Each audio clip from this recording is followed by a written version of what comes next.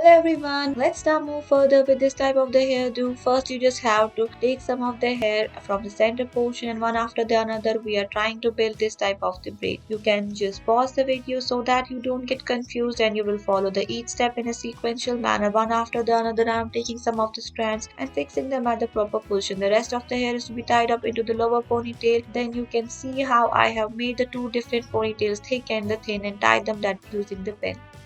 Another hairstyle is best suitable for the medium as well as for the long length hair. First you just have to make the braid as apparent on your swings one after the another. We are just trying to make this type of the French style type of the braid that we all know. Then decorate it with this bowie pin.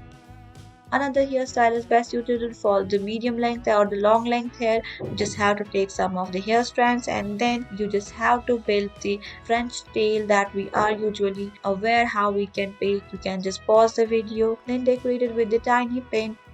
Another hairstyle is best suited for the short length hair. You just have to take some of the hair strands. After that, you just have to give them the internal twist one after the another. This looks quite simple and quite easy. You can just make this hairstyle in just few minutes. You can just pause the video if you will get confused at any particular step and you are done. Thank you for watching.